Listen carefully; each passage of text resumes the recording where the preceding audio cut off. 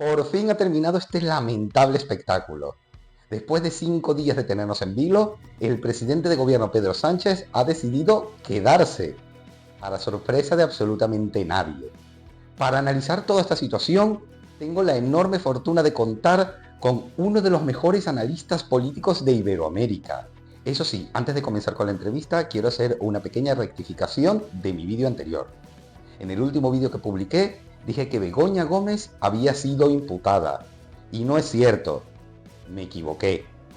El juez simplemente ha decidido abrir diligencias. ¿Qué quiere decir esto?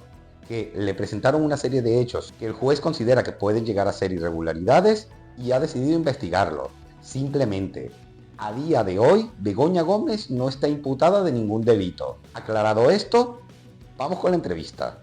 Como les prometí, tengo al otro lado de la línea a Aldo de Santis, presidente del Centro Iberoamericano de Comunicación Política y Gobierno, el SICOM. ¿Qué tal, Aldo? Muy bien, Alejandro, encantado de acompañarte en este vídeo y en esta conversación con tus escuchas. Pues para presentarles un poco, Aldo de Santis es especialista en comunicación política, ha trabajado en numerosas campañas políticas, tanto en Iberoamérica como aquí en España. Entonces nos va a dar un poco su visión de todo lo que está pasando a raíz de esta decisión que tomó el presidente de retirarse a reflexionar 5 días por todo lo que está sucediendo. ¿Qué opinas tú, Aldo, de esta estrategia que ha tomado el presidente? Bueno, me gustaría hablarte como consultor político, que más que como ciudadano. Como consultor político te puedo decir que fue una muy buena estrategia, un frame muy interesante de lograr movilizar orgánicamente a su partido sin la necesidad de convocarlo. Es decir, utiliza una estrategia de suspenso para hacer que su partido se movilice en un recurso extraordinario, con una convención extraordinaria, incluso convocando a personas que han estado alejadas de su lado, como Emiliano García Paje, y lo obliga a estar presente en esa convención y a defender los valores que el PSOE defiende bajo la, vamos a llamarla, circunstancia de que está siendo atacada su familia, y en especial que está siendo atacada la primera dama de la nación. En este caso, realmente es una estrategia simplemente para cambiar el frame de lo que viene ocurriendo, las graves premisas de corrupción a través de lo que se ha llamado la coldoesfera, porque ya no podemos hablar del caso Coldo Ábalos, sino que esto es una esfera que va muchísimo más grande que simplemente eso. También, por supuesto, tenemos todo el tema del programa Pegasus, que muy pronto tendremos información sobre eso, según me comentan algunos amigos que están conectados en el tema de investigaciones. Y también, por supuesto, la decisión política con el aval de otros países de apoyar al Estado palestino como un país, un reconocimiento pleno de España, dada la situación que se está viviendo en el conflicto palestino-israelí.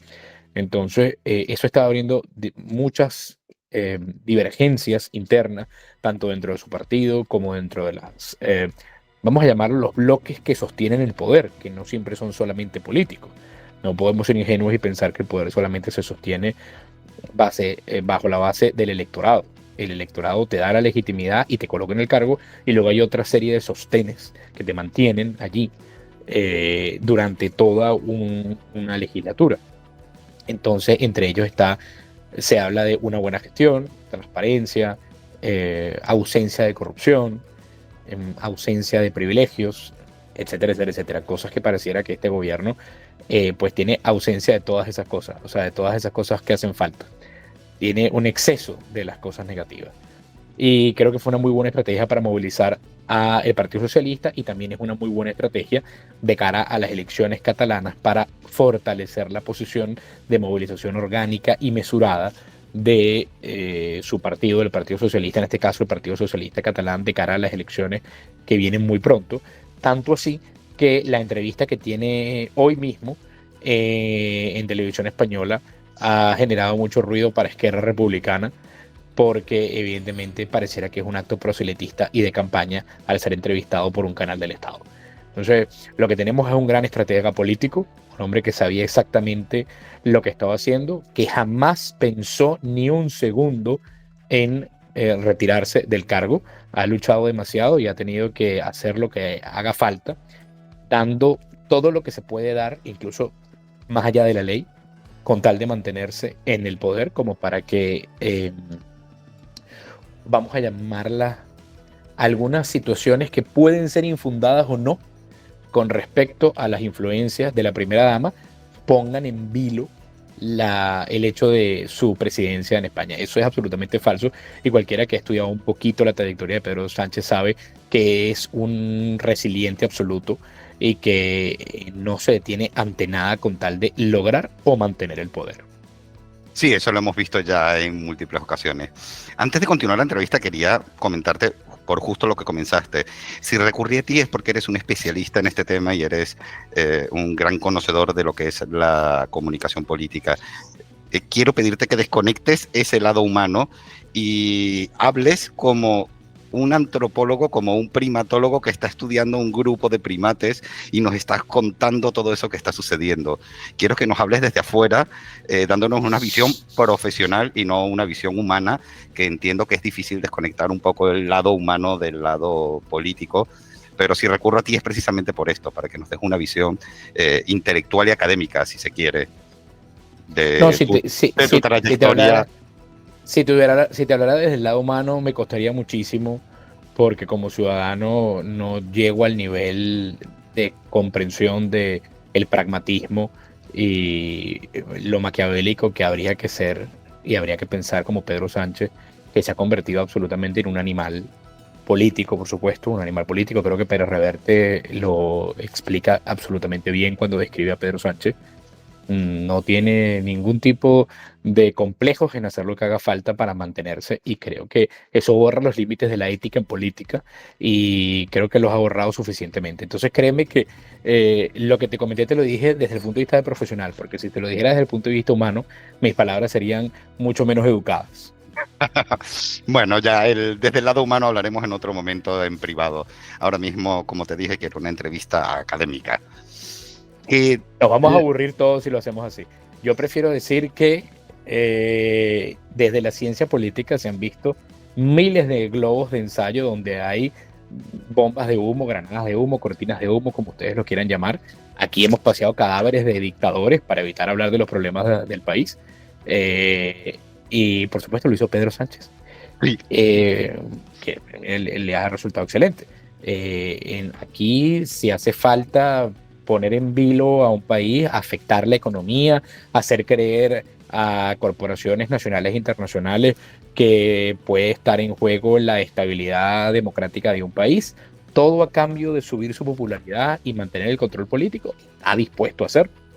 Entonces, ¿cuál es el límite y quién dibuja ese límite?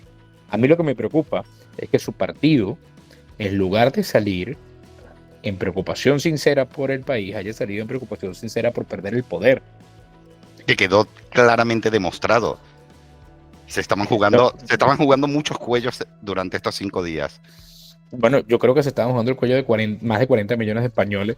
Estaban bastante obstinados, porque además de los 40 millones te puedo decir que 36 millones sabían que no iba a renunciar y 4 millones lo dudaban.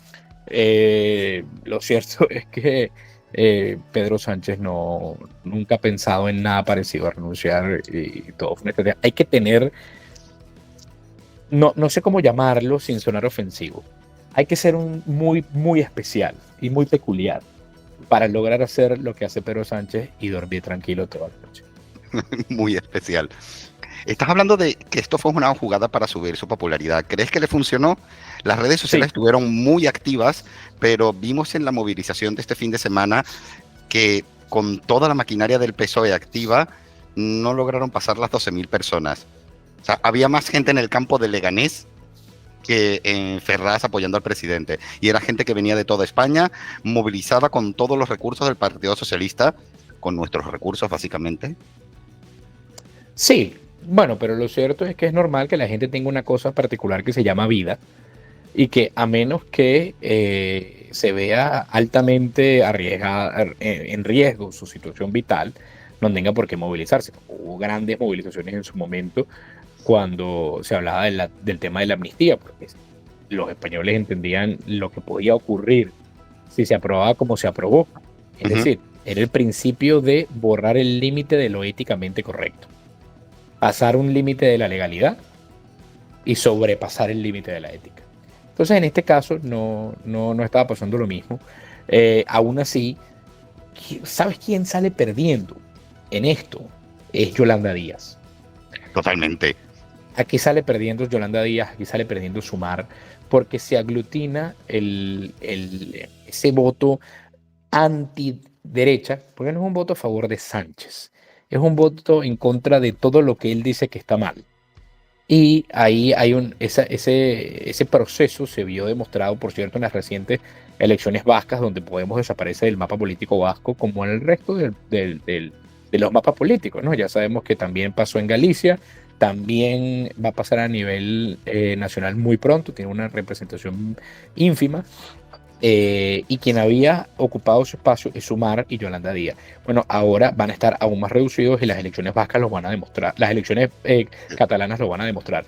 Quiero que tengas eso presente en cuando hagas tu próxima entrevista y hables con algún experto en el tema catalán, verás cómo un postelectoral te va a decir que Sumar se va a ver reducido y el Partido Socialista Catalán se va a ver fortalecido, porque le están hablando a su nicho. Esos son sus electores. Es una confrontación entre una construcción absolutamente falsa, un constructo social entre el bien y el mal, entre lo que queremos para progresar y lo que nos lo impide, los que queremos ser libres y aquellos que quieren restringirnos, con un juego muy cruel de intercambio de roles, que realmente lo ha significado Pedro Sánchez y su entorno de una manera exquisita. Tengo que reconocer que como estratega es increíble. Como político es peligroso. Y como presidente prefiero reservármelo. Hombre, todavía no lo hemos podido ver como presidente porque desde que asumió el poder se ha dedicado a sobrevivir. No hemos visto iniciativas legislativas, básicamente porque no tiene mayoría para poder sacar adelante ninguna iniciativa legislativa. No hemos visto programas. Básicamente lo que hemos visto a un Pedro Sánchez sobreviviendo. Bueno, lo cierto es que ha sido presidente 5 años también. Hemos podido ver su gestión previa, no en esta última legislatura, sino en su gestión previa. Si tú tienes que preguntarte qué hizo Pedro Sánchez en representación de España cuando estuvo en el Consejo, presidiendo el Consejo de Europa, pues nada, una reunión en el Prado, una cena en el Prado donde además cariñosamente lo han llamado Antonio. Y en esta oportunidad su mayor legado es inmiscuirse en un conflicto como el del Medio Oriente, con el tema del conflicto palestino-israelí, y querer reconocer a Palestina como país. Yo no tengo opinión sobre el fondo del asunto, me parece que es un tema muy denso, muy delicado, que tiene que ser tratado por especialistas. Lo que pasa es que veo cómo Pedro Sánchez lo utiliza como una herramienta de posicionamiento geopolítico para su futuro. Porque entenderá él y entenderán muchos que no tiene asegurado el respaldo pleno de todos los partidos que hoy le permiten ser presidente por el resto de la legislatura. Las cosas pueden cambiar a partir de las elecciones catalanas. Las vascas han sido un gran respiro para él, que el Partido Nacionalista Vasco haya sacado una ligerísima mayoría, pero lo suficiente para mantener el estatus tal cual como está. Entonces, eso le da un respiro, y ahora le toca entonces a las catalanas ser el medidor de dónde puede estar. ¿Qué es lo que ha hecho? Fortalecer su posición política. Llamar, convocar a una unión de todos los socialistas españoles, incluyendo a los más socialistas. Y creo que lo ha hecho muy bien. Ahora, ¿qué hace la oposición al respecto?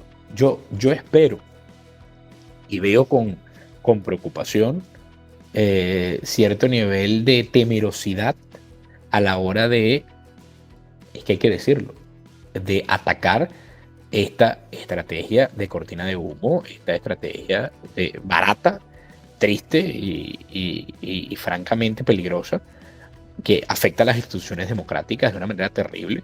Que el CIS de Tesanos haya hecho una encuesta sobre el agrado del presidente el día que él dice que se va a mantener como presidente es un uso inapropiado de los recursos del Estado. Si yo te digo a ti y yo tengo un empleo y te digo que me voy a retirar 5 días para pensar si yo me siento bien o cómodo en mi puesto, pues lo primero que te van a decir es que a menos que sea una ausencia justificada, usted tiene que largarse porque está incumpliendo la normativa del contrato laboral. A mí me sorprende muchísimo que se haya normalizado todo lo que pasó en estos días. Una persona puede hacer exactamente lo que él hizo sin hacer el show. Totalmente. Cualquier persona coherente y sobre todo el presidente de un país puede hacer exactamente lo mismo, estar en una etapa de reflexión, pidiéndole a los ministros y a sus vicepresidentas, además, que asuman la gestión de 4 o 5 días de una manera sutil y cautelosa para tomar decisiones sobre su vida sin hacer el show de carta por redes sociales, presentarse en la zarzuela ante el rey, volverlo a hacer esta mañana para comunicarle la decisión de que no ha decidido nada distinto a lo que ya viene siendo, que es presidente. No, mira, normalizar todo esto está muy mal. Y pretender que se haga en nombre de la defensa de la democracia está peor. Las instituciones están debilitadas y Pedro Sánchez las sigue debilitando. Es que ese es el problema. ¿Qué puede hacer la oposición en este caso? Recriminar de una manera contundente y dura y no dejar caer en el juego barato de que están atacando a su esposa. No están atacando a la mujer de Pedro Sánchez.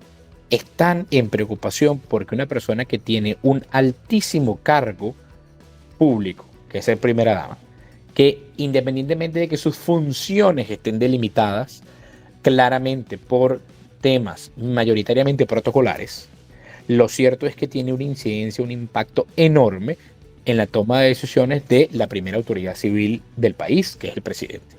Entonces, no se está poniendo en tela de juicio si la primera dama tiene o no tiene derecho a tener un trabajo. No se está poniendo en tela de juicio si la primera dama puede o no tener un trabajo de alto nivel, más allá de las credenciales que pueda tener o no, que en su momento estuvieron también en tela de juicio. Eso no es lo que pasa en este momento. En este momento lo que se está diciendo es que utilizó los contactos y su posición privilegiada como primera dama para tener beneficios para sus clientes. Y esos beneficios para sus clientes, por ende, redundan en corrupción. Entonces, creo que hay que tener un poquito menos de miedo a ese tema y dejar muy claro que aquí no hay ningún problema con que la mujer del presidente tenga un trabajo. Ninguno. Ni tampoco hay ningún problema en que ese trabajo sea de alto nivel. Lo que tenemos un problema es que hay beneficios claros del Estado de cara a los clientes que ya tuvo. Y pueden ser casualidad o no, pero deberían ser investigados. Pueden ser casualidad absoluta, o puede ser que ella sea una gran profesional. Ella ha logrado todas estas cosas por mérito propio. Yo no digo que no, yo no lo sé, pero creo que el hecho de que ella esté en investigación no puede generar lo que generó supuestamente en Pedro Sánchez, una crisis interna dentro de su estatus de servidor público para él renunciar a la mayor cargo público nacional. Pues no, eso es incomprensible. Evidentemente es un show. Aquí el problema que tenemos es que se está diciendo, sobre todo en redes sociales, sobre todo los seguidores del presidente de gobierno, se está diciendo que se está montando una campaña a base de bulos y mentiras. A mí me llama la atención que a día de hoy, después de más de 5 meses... ¿Cuándo no se ha montado una campaña en base de bulos y mentiras? ¿Cuándo no ha sido así? Es que esto no es nada nuevo, es que me aburre mucho, me aburre profundamente. La mayoría de las campañas son basadas en bulos y mentiras. Por supuesto, esto no es nada nuevo. Esto no es nada nuevo, por eso es que han tenido que salir páginas para desmontar bulos y hacer fact-checking. Porque esto existe desde tiempos inmemoriales. Aquí no hay nada nuevo. Aquí lo que hay es un show por parte de una persona que perfectamente podía haber hecho esto en tranquilidad, en intimidad de su hogar y decir si está dispuesto a someter al escarnio público a una mujer que ama profundamente seguramente. Eso tampoco lo voy a poner en duda. A cambio de mantener el poder. Yo soy de los que piensa que él está dispuesto a lo que sea con tal de mantener el poder, lo que sea con tal de mantener el poder. Entonces, no le puedo creer. No le puedo creer y no le creo. Sí, pero si estamos hablando de bulos y mentiras, ¿por qué no ha habido ni siquiera un comunicado desmintiendo esos bulos y mentiras? No tenemos ninguna querella contra los medios de comunicación. No tenemos absolutamente nada. Yo tampoco lo haría. Si yo fuese estratega de Begoña, yo no le metería leña al fuego. No, pero suponiendo, vamos a ponernos en el supuesto de que son bulos y mentiras, de que están mintiendo sobre la primera dama. Prefiero Sí, hablar sobre la esposa del presidente. Suponiendo que es mentira, ¿no sentaría no sentaría un gran precedente que le plantaran cara a los medios de comunicación y dijeran, mira, por aquí no pasamos? Te voy a poner una querella porque tú no puedes difamar a la esposa del presidente de gobierno de esta manera. sí, pero Suponiendo no. que fuese mentira. Porque a mí ¿Quién lo va a hacer? lo que me hace pensar, la propia Begoña Gómez, por ejemplo, abogados no le faltan, eso seguro. Claro, pero a título individual. A Tendría que título hacerlo a título individual, individual. por supuesto, es la imagen de ella la que está en juego. Claro. Y de rebote la del presidente de gobierno, pero es su nombre el que se ha puesto por los suelos. ¿Dónde están las querellas para desmentir todo esto? O los comunicados diciendo, como Isabel Díaz Ayuso no estuvo a una rueda de prensa semanal con lo del hermano, con lo del novio, dando explicaciones. Te gustarán más o menos sus explicaciones, pero ella salía a dar la cara. Sí. Aquí salió a dar la cara al presidente por ella poniendo en riesgo la estabilidad de la nación. Fue una estrategia. Y perdiéndose 5 días y manteniendo al país paralizado durante 5 días. Porque el No, estoy presidente... seguro que el país. No, el país estuvo bien. El país no se paralizó. Nadie le creía. El problema es lo que dice el CIS ahora. Por cierto, alguien debería revisar la metadata del CIS de Tesanos y ver cuál es la cocina que aplicó. Es decir, cuál es la muestra de simpatizantes que aplicó para esta encuesta express que realizó el día de hoy y publicó el día de hoy. Les sugiero y recomiendo que revisen la cuenta y el hilo de Twitter de el señor Kiko Llaneras, que es un reportero especialista en la materia del país, o sea, nada sospechoso de ser de derecha, como para que vean dónde están los pequeños matices en los resultados de ese CIS publicado el día de hoy. Esto es una campaña, y es una campaña premeditada.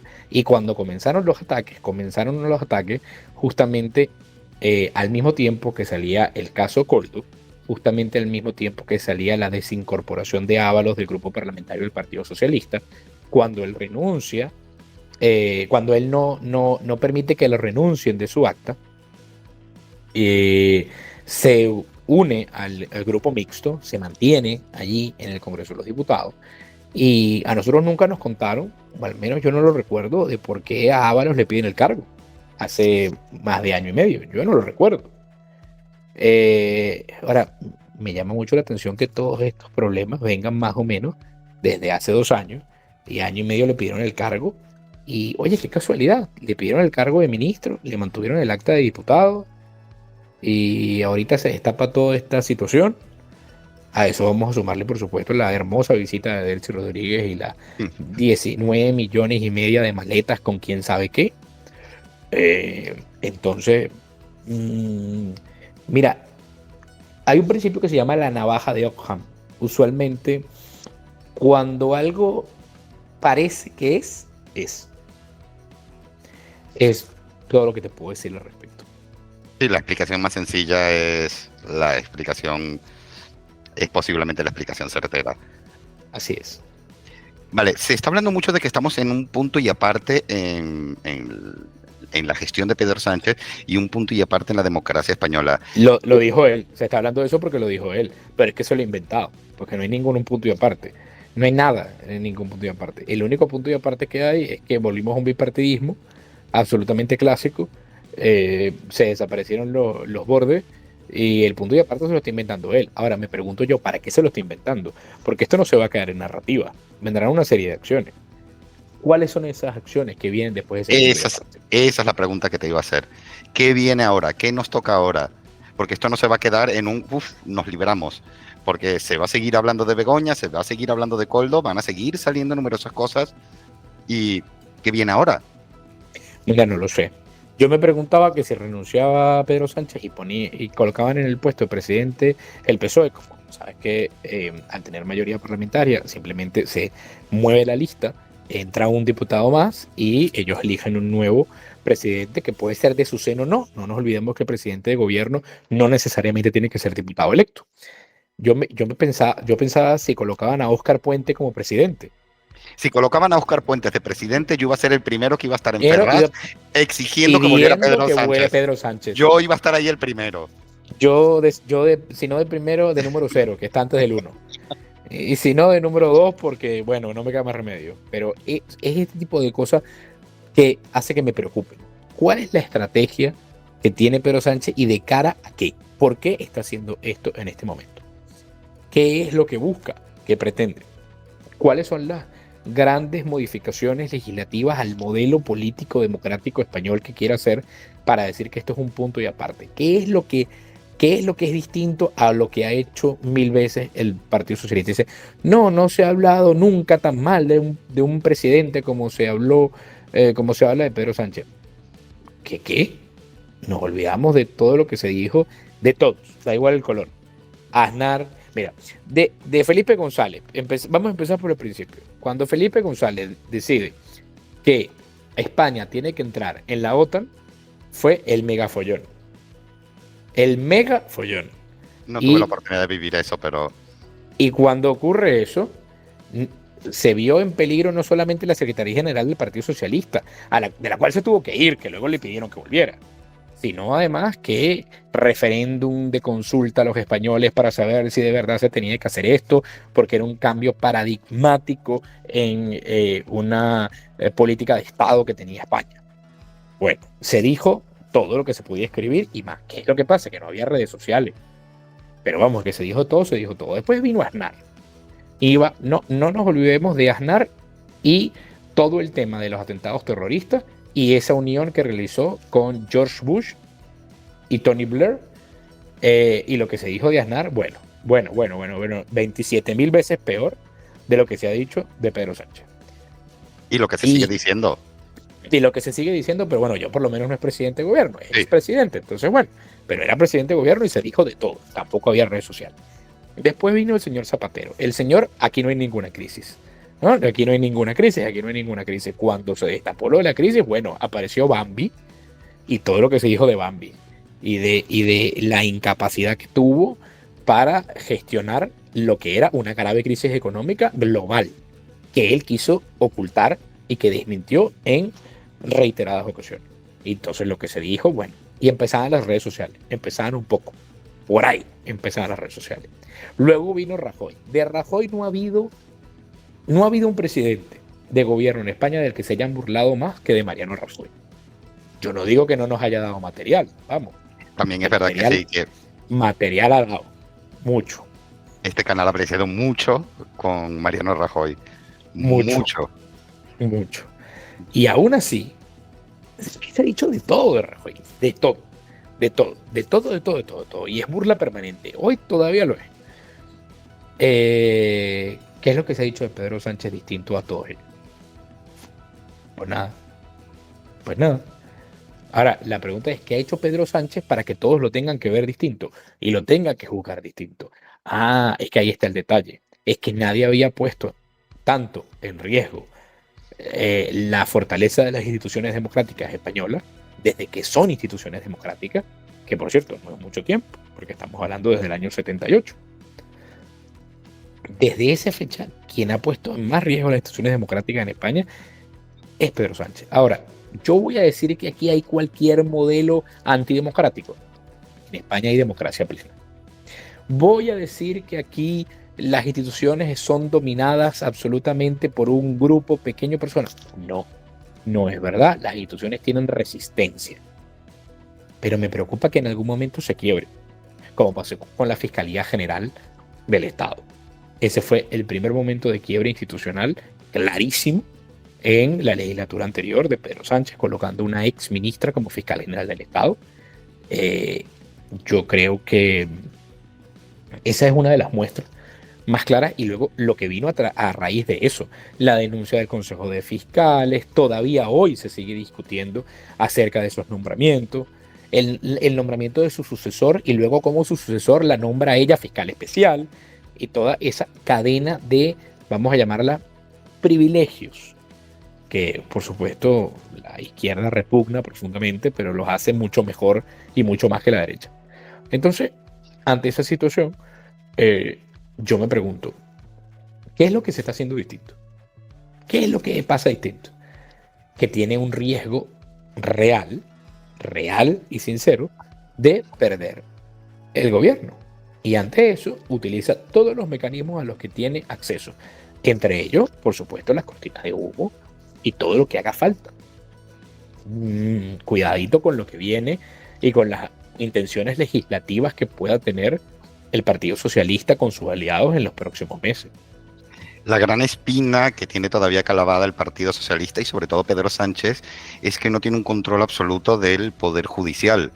De hecho, ya se está hablando, lo dijo Íñigo Errejón esta mañana en unas declaraciones, que pues, vamos a escuchar ahora mismo. Este fin de semana se ha abierto un verdadero debate nacional sobre el reparto del poder en España y sobre por qué algunos mantienen algunos mecanismos por los cuales familias muy poderosas, cuando las urnas no les dan la razón, pueden hacer lo que les dé la gana para tumbar un gobierno progresista. Bueno, pues después de ese debate, después de la activación popular que ha habido estos días y después de lo que ha dicho el presidente de que esto tiene que ser un punto y aparte, bueno, pues el punto y aparte hay que llenarlo de contenido, hay que darle la vuelta a la tortilla, repartir el poder en España y repartir la riqueza. Durante estos días ha habido un debate nacional, sobre la cuestión del poder en España. Le pertenece patrimonialmente, por derecho de conquista, por apellidos, a la derecha siempre, de tal manera que cuando gobierna la izquierda tiene que estar gobernando pidiendo perdón y asustada todo el rato, o se pueden hacer transformaciones para equilibrar la balanza, por ejemplo, democratizando el poder judicial, por ejemplo, revisando las subvenciones públicas a los supuestos medios de comunicación que en realidad son panfletos de la extrema derecha. Hace mucho énfasis en democratizar la justicia y esto a mí me preocupa. Sí, bueno, eso es un eufemismo. La democratización de la justicia es un eufemismo para decir la justicia no puede estar en manos de simplemente gente que sepa del derecho, expertos profesionales con credenciales académicas y de trabajo que demuestren que tienen conocimiento, sino que aquí cualquiera tiene que tener acceso al Poder Judicial. Es decir, podría perfectamente plantearse una reforma del Poder Judicial para que sean electos algunos cargos, electos de manera directa algunos cargos judiciales. Eso implicaría una reforma constitucional que hoy no tiene los votos, pero puede venir una campaña para hacerlo. Puede venir una campaña incluso de una consulta popular. Evidentemente hay un enquiste, está enquistado el problema con el Consejo General del Poder Judicial y el nombramiento de los magistrados entre las dos grandes fuerzas políticas, pero es que de eso se trata la política, de la discusión para llegar a consensos donde las partes que sean divergentes se pongan de acuerdo en un punto que tiene que estar por encima de ella. El Poder Judicial es el poder de control. Por ende, por eso es que el constituyentista, cuando desarrolla la construcción del sistema judicial, obliga a que sea con amplias mayorías. Y lo obliga para que pequeñas mayorías no sean capaces de reformarlo de una manera que luego le juegue a favor por varias legislaturas. Y sobre todo para que no se convierta en un juego de mayorías absolutas. Cuando yo tengo mayoría absoluta, modifico la ley para hacer lo que me dé la gana, y cuando el otro tiene mayoría absoluta, modifica la ley para lo que le dé la gana. Eso habla de la fortaleza institucional. Entonces, eso de democratizar la justicia me suena a un asambleísmo barato donde se busque que no por méritos, no por capacidades, no por credenciales profesionales se tenga acceso al Poder Judicial a cualquier, con todo respeto, abogado de medio pelo que sugieran estos nuevos eruditos de la ciencia política, porque es que eso es lo que son. Son profundamente eficaces en la construcción de narrativas, pero profundamente peligrosos en el mantenimiento del Estado de Derecho. Bueno, en Venezuela vimos cómo surgieron los artesanos del derecho. Sí, claro, pero la comparativa en este caso tiene una capa protectora España, y no es nada más la Unión Europea, que sí, que también la tiene. Hay algo más profundo, que es el anclaje del sistema funcionarial en España. Aquí, para ser juez hay que cumplir con unos concursos de oposición. Esos concursos están bien reglados. Aquí, para llegar a altas magistraturas funcionariales, hay que pasar por esos espacios. Entonces, salvo los regalos de embajador, que hay una crítica muy importante, por cierto, de el Colegio de Funcionarios Diplomáticos acerca de la gran cantidad de embajadores que ha nombrado el gobierno de Pedro Sánchez que no tienen ninguna experiencia diplomática. Eso, para dar un ejemplo, ¿no? de esos desaciertos que ha mantenido el gobierno en el tema institucional. Lo cierto es que aquí hay una carrera funcionarial muy bien establecida y que aquí no cualquiera es abogado del Estado, aquí no cualquiera ha cumplido con esa carrera profesional. Entonces, eso puede cambiar, pero no se hace de la noche a la mañana. Toma tiempo y tomaría bastante tiempo lo que ellos pretenden hacer. Lo que me preocupa es que empiecen a hablar de ello bajo la premisa de que el Poder Judicial está mal. ¿Qué lo hace que esté mal?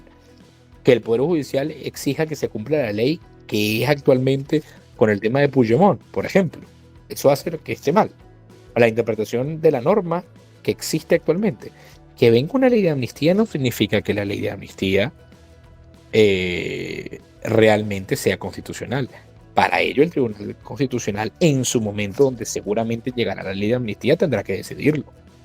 Mientras tanto, los jueces pueden aplicar esa norma o pueden hacer una consulta de constitucionalidad de la norma a el Tribunal Constitucional. Entonces, ya veremos cuando llegue la aplicación. Yo quiero saber cómo van a actuar las instituciones en ese momento.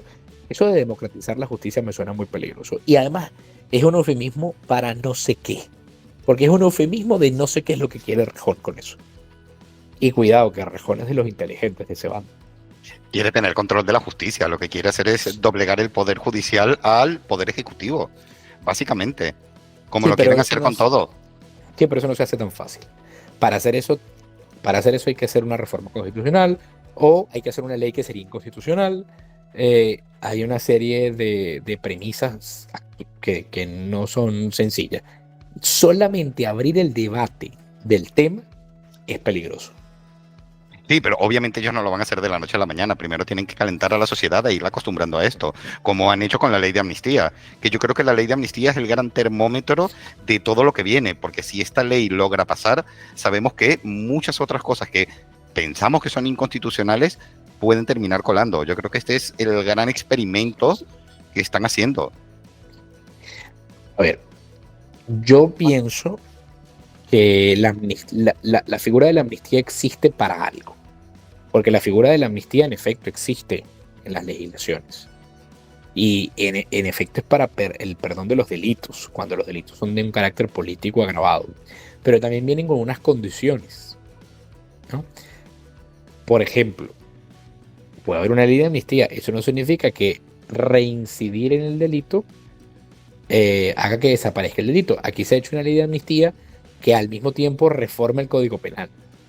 Y ese es el problema de esa ley de amnistía, ¿no? Quiere eliminar una acción penal y quiere que deje de ser delito. Y ahí hay un problema. Ahí tenemos un problema. Porque, pues entonces mañana robar no es delito, por ejemplo. Entonces, yo no entiendo cómo un país puede dejarse colar ese tipo de normativas de una forma tan sencilla. Yo, por cierto, creo que España no lo ha hecho. Se manifestó pública y privadamente en desacuerdo a ese tipo de iniciativas y lo vimos claramente en las calles de toda España. ¿Qué es lo que pasa? Que en efecto el gobierno tiene la capacidad de soportar el calor de la calle porque tiene que seguir haciendo cosas y por ende sigue generando políticas y acciones para desenfocar la agenda política de los actores de la oposición, de los altos temas de interés, porque tiene una continuidad. Y lo van a seguir haciendo. Hoy fue la carta de Pedro Sánchez. Y lo va a seguir haciendo. Y van a haber más y más y más cortinas. Esto no va a parar. Quizá no las haga Pedro Sánchez, los hará un ministro, una vicepresidenta. Ya veremos qué viene. Algún presidente de comunidad autónoma, que por cierto le quedan poco. Sí, muy pocos, la verdad. Creo que 4, si no me equivoco. Y uno es más o menos serio, entonces 3. Más o menos. Bueno, más o menos serio, pero se termina plegando a lo que dicen desde Ferraz, pero... Sí, yo esperaba un discurso más mesurado. Yo no esperaba su silencio. pero esperaba un discurso más mesurado. Creo que esto es muy bueno para el Partido Popular para que deje de estar diciendo que Emiliano García Page es el mejor presidente de comunidad autónoma que tiene el PSOE y le dé una oportunidad al pobre Partido Popular de Castilla-La Mancha, que no tiene oportunidad cuando el propio Partido Popular habla bien del presidente que es del PSOE. ¿No? Me parece muy bien que ahí hay una oportunidad para atacar a García Page, pues ya es hora, a ver si espabilan un poco. Con todo cariño, mis amigos del Partido Popular de Castilla-La Mancha, que la tienen bien difícil ellos, porque desde el PP Nacional, pues casi que aplauden al presidente que es del PSOE. Incomprensible para mí. Hombre, también es momento para que el Partido Popular comience a hacer oposición. Estaría interesante, por lo menos a nivel nacional. Yo creo que el Partido Popular, y escuché a Feijóo decir que él no iba a utilizar el recurso de atacar a la esposa del presidente como un mecanismo para hacer política. Yo estoy de acuerdo con eso. Ahora, si hay que atacar a una figura pública porque utilizó su posición privilegiada para obtener prebenda y favores para sus clientes, eso ya no es política, eso es un deber. A eso me refiero. Entonces tienen que entenderse cuál es la diferencia. La diferencia está en caer en el frame, en el encuadre de Pedro Sánchez. Es que se está atacando a mi mujer porque es mi mujer. No, no señor. No, se está investigando a una persona que con grandes privilegios y acceso a una gran cantidad de personas ha beneficiado a clientes directos en la etapa en la que su marido es presidente de gobierno. Eso hay que investigarlo. Por cierto, en la mayoría de los países, da igual si es presidente o presidenta, primer ministro o primer ministra, la pareja del mayor cargo público usualmente cuida en extremo sus actuaciones laborales si son distintas a las de primera dama o primer caballero, en el caso que corresponde. Los cuida en extremo. Ese descuido por parte del trabajo que ha hecho la esposa del presidente Sánchez, la mujer del presidente Sánchez, ya es de llamar la atención. Por lo menos. Por decirlo menos. O sentirse impune, tal vez. Sentir que tenía impunidad, que sabían que podía hacer lo que quisiera, que por ahí no iban a pasar. Yo no lo creo, ¿sabes? Yo no creo que se sienta que hay impunidad. Yo lo que creo es que se siente que hay inobservancia, ¿no? Es una figura inobservada. Y lo cierto es que menos mal existen medios de comunicación que se dedican a hacer el trabajo de investigación que al parecer el Estado se niega a hacer. También es cierto. Entonces, cierto, en resumen, hablando de los medios de comunicación, muy preocupado también por las declaraciones de Rejón acerca de que dijo echar mano a los medios de comunicación que intentan manipular la verdad o algo similar. Es decir, todo lo que no esté en nuestra línea es mentira y todo lo con lo que no estemos de acuerdo está mal. En algún momento de la historia yo escuché algo así y le decían fascismo. Entonces, ojito, que me suena que a aquellos que están en el poder se les olvida que la labor de los medios de comunicación es justamente esa, tener la libertad de investigar y someter al escarnio público a aquellos que fueron electos o designados para llevar los recursos de la nación. Por algo los medios de comunicación son el cuarto poder, no deben dejar de serlo. Su labor es esa, investigar, su labor es observar de manera permanente y su labor es hacer las denuncias que correspondan. Cuando se equivocan, tienen que pedir disculpas. Pero es que esa es su labor. Y por eso es que a mí me alegra mucho que estén.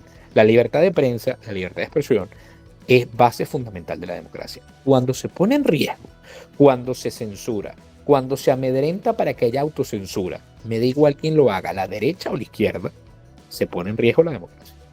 Y es que ya tenemos herramientas para controlarlos. Existen los delitos de calumnia, los delitos de injurias. Es decir, ya existe un mecanismo legal para controlarlos. No, hay uno peor. Hay uno peor, que es el pago de publicidad. Sí, ese es mucho peor.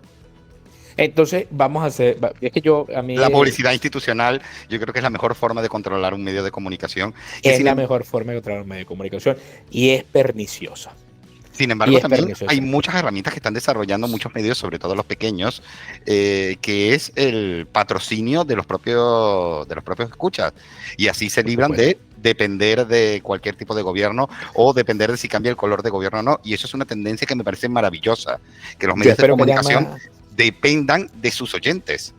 yo espero que haya más responsabilidad ciudadana en esto. Yo particularmente soy suscriptor de 4 medios de comunicación, de 4. No todos de mi misma tendencia, porque es que me interesan todas las tendencias. Mi trabajo como consultor es estar al día de cuáles son las líneas editoriales y por ende cuáles son las posiciones políticas, las narrativas y los encuadres o framing o storytelling para hablar en el término anglosajón, porque fueron ellos los que acuñaron estos términos, no por otro motivo, no porque no me gusta cómo se diga en perfecto castellano, sino por respetar quiénes fueron los que acuñaron los términos de la materia. Entonces, me interesa saberlo y yo particularmente soy suscriptor de 4 y me voy a mantener como tal, ¿no? Y si puedo, me haré suscriptor de un quinto y un sexto, pronto, porque creo que es una de las maneras de... yo no voy a hablar de libertad editorial, porque eso no existe en el mundo de hoy por hoy. Lamentablemente, eso se lo dejo a los periodistas independientes y a los pequeñísimos medios de comunicación. Pero las grandes cadenas, lamentablemente, eso de libertad editorial es muy complicado. Pero sí me gustaría hablar de flexibilidad editorial. Es decir, Sí. que no estés amarrado a una sola línea porque tienes un bozal gracias a las subvenciones o gracias a la paga de publicidad que te dé el Estado en cualquiera de sus niveles. Eso es algo peligroso que tiene que ser pues, puesto en el ojo también. Me gustaría que los propios medios de comunicación se investigaran a sí mismos en esa materia. Eso ya sería hermoso. O sea, medios de comunicación que investiguen a medios de comunicación. Se llama Una... calidad periodística, se hace. Sí, Hay sí, sí. instituciones que hablan de la medición de la calidad periodística. Particularmente nosotros hemos sido grandes promotores de SICOM del uso Ujú. de herramientas y un decálogo de calidad periodística para medir no solamente desde el punto de vista de la línea editorial, sino también de la capacidad de tener doble o triple verificación de fuente, también para hablar de la construcción de los titulares, si están o no construidos en clave neutral o si tienen un sesgo desde el punto de vista de la construcción del titular. ¿Por qué? Porque lamentablemente está medido que el 76% de las personas del mundo, no hablo nada más de los españoles, en el mundo, 3/4 partes lee solo el titular. Eso significa que 3/4 partes del mundo se está informando solamente por el sesgo que tiene un medio de comunicación cuando construye el titular y no por toda la noticia. Ante esa situación, cualquier mecanismo de verificación de calidad periodística es una de las mejores cosas que se puede hacer en los países para mantener la calidad democrática. Ya que te he robado tanto tiempo, Aldo, y sobre todo a estas altas horas de la noche, porque sí, estamos grabando ya casi de madrugada, cuéntanos un poco qué labor hacen en SICOMP. Aprovecha este pequeño espacio para contarnos un poco qué trabajo realizan y qué trabajo realizas tú como presidente de esta institución. Bueno, formalmente somos una institución que se encarga de formar y capacitar a distintas personas, sean por cargos electos o por cargos de designación, en las distintas áreas que tienen que cubrir específicamente o principalmente en las materias que tienen que ver con comunicación política, en materias que tienen que ver con opinión pública, construcción de narrativas, análisis de datos, análisis de entorno, todo lo que tiene que ver con herramientas cualitativas y cuantitativas, mejor conocidas como encuestas o conocidas como focus group o entrevistas a profundidad, que son las distintas herramientas. Nosotros capacitamos principalmente a personas tanto en España como fuera del continente europeo. Mucho de nuestro trabajo lo realizamos en Latinoamérica y nuestra intención es profesionalizar el ejercicio de la comunicación política y de la consultoría política, que se acaben los gurús y los vendedores de cortinas de humo, que los gobiernos dejen de pasear a cadáveres de dictadores para no hablar de los problemas de fondo, o que dejen de hacer cartas a la opinión pública para tomarse 5 días de reflexión en lugar de atender a los problemas que realmente tiene una sociedad. Entonces, nuestro trabajo es es ese, es capacitar. Y nuestra segunda área de trabajo es la consultoría, donde no solamente capacitamos, sino que allí también generamos y construimos narrativas, generamos y construimos mensajes, hacemos análisis de encuestas y cualitativos, y en general todo lo que tiene que ver con la construcción de campañas políticas, sean institucionales o electorales, que hay una gran diferencia entre una y otra y que creo que puede dar tema para alguna charla posterior. Y finalmente trabajamos también proyectos de fortalecimiento democrático con el apoyo de cooperación internacional por países liberales, por supuesto, o sea, países de democracias liberales, principalmente países europeos y norteamericanos, donde con esos proyectos lo que buscamos es fortalecer los espacios democráticos en países que están en situación de riesgo o que ya han perdido la democracia. Bueno, voy a dejar abajo en los comentarios todos los medios de contacto, tanto de SICOM como de Aldo de Santi, por si quieren investigar un poco más o incluso si quieren ponerse en contacto con ellos. Aldo, Encantados. de verdad, muchísimas gracias por esta entrevista, muchísimas gracias por habernos dedicado más de una hora larga que nos has dedicado para explicarnos todo esto. Te volveremos a contactar porque siempre es un placer conversar contigo. Estaremos en contacto. Como reflexión final, ¿dirías que algo ha cambiado a partir de ahora o que seguimos en la misma línea que hemos seguido hasta ahora? Nada ha cambiado en la realidad. Ahora, percepción es realidad. Si ha cambiado algo en la percepción de los políticos, eso va a terminar cambiando en la realidad. ¿Qué significa esto? Que el contenido que le dé Pedro Sánchez y su grupo al punto y aparte es lo que puede generar un cambio. Y si se genera un cambio será porque ellos lo construyeron, no porque la sociedad estaba exigiendo o pidiendo nada. La sociedad tiene una serie de problemas y necesidades que no son abordados de manera directa por este gobierno porque tiene una agenda para mantenerse en el poder en lugar de solventar los problemas que tiene la población. Ojalá los ciudadanos pronto se den cuenta en el momento que tengan que hacerlo que este gobierno tiene una agenda de intereses mayor a la agenda de los intereses de los españoles. Pues nada, muchísimas gracias, Aldo, por dedicarnos tu tiempo. Y para los demás, nos vemos la semana que viene.